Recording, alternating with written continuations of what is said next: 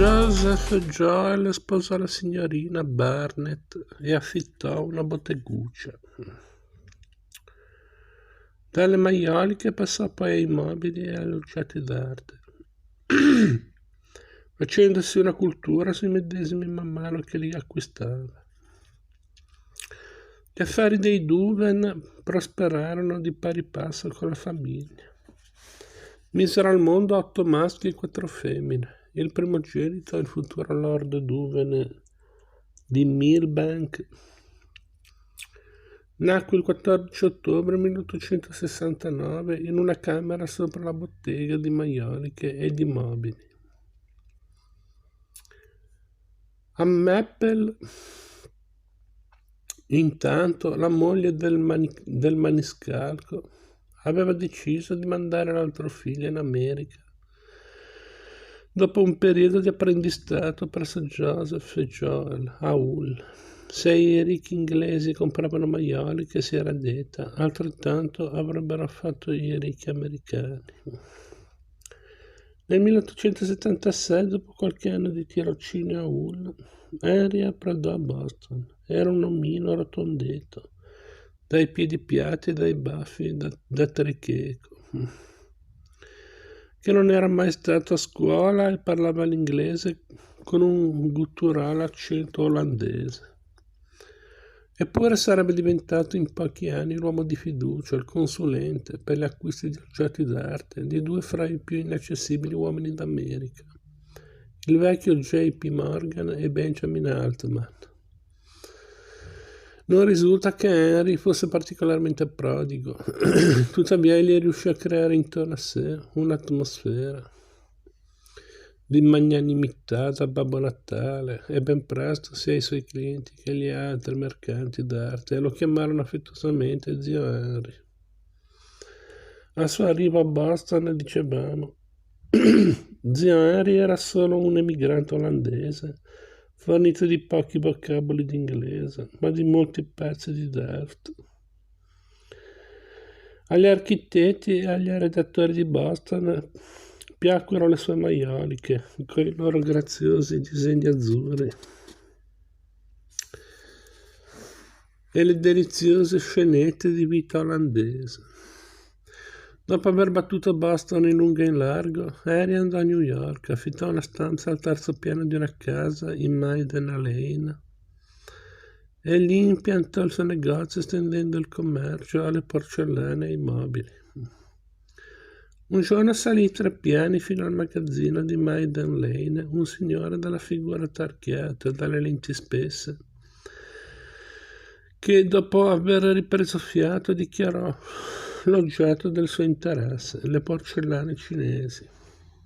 Su questo argomento Henry Duven intrattenne a lungo l'amatore, che finì con l'acquistare 2 antichi vasi cinesi di rame smaltato.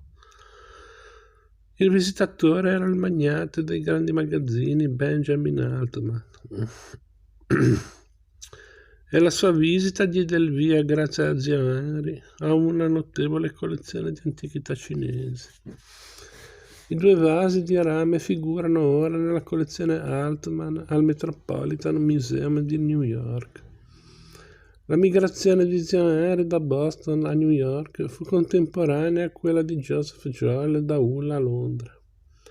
Nella capitale inglese Joseph Joel Duven sistemò le proprie mercanzie in un negozio di Oxford Street e la famiglia, come già aveva fatto a Hull, in un appartamento sopra il negozio. Qui doveva regnare un'estrema confusione perché il magazzino era cresciuto di molto.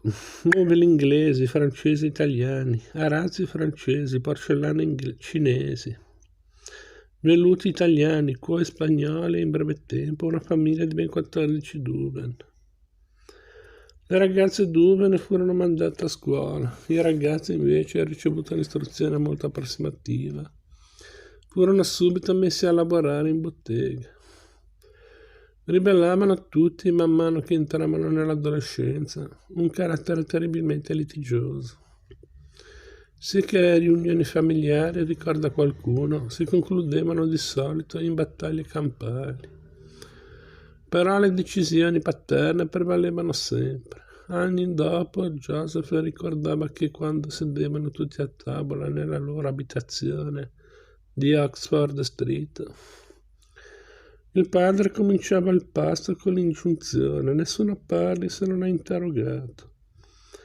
E poiché non riteneva che i figli avessero granché da dirgli, a tavola regnavano solitamente lunghi silenzi. Duven ricordava anche d'essere stato condotto dal padre a far visita al vecchio J.P. Morgan nella sua residenza londinese. Zio Henry, il quale già era il beniamino di Morgan, gli aveva parlato di suo fratello come della persona più competente dopo di lui in fatto di porcellane cinesi.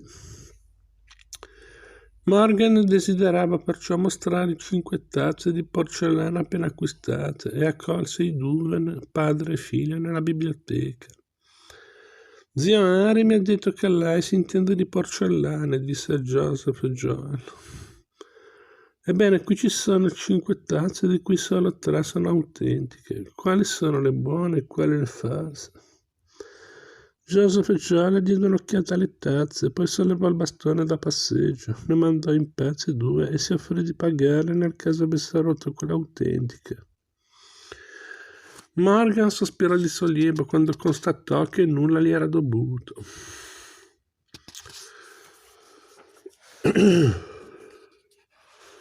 In Oxford Street gli affari prosperavano e Joseph Joel acquistò parecchi clienti d'eccezione, compreso il principe di Galles, il futuro Edoardo VII. Quando salì al trono nel 1901, il principe affidò a Joseph Joel Duven la decorazione dell'abbazia di Westminster per la cerimonia dell'incoronazione. Joseph Joel diventò automaticamente la redattore più in vista di tutta l'Inghilterra e per questo e per altri servizi fu nominato cavaliere. Zia Henry a sua volta ebbe stretti rapporti di amicizia con Re Giorgio V, amicizia cementata dalla comune passione per la raccolta di francobolli. Zio Henry soleva ricordare le tranquille serate trascorse a Buckingham Palace, il re e lui intenti a riordinare gli album, mentre la regina Mary ricamava. Dopo la morte di zio Henry, la sua collezione di francobolli fu venduta privatamente. Merda.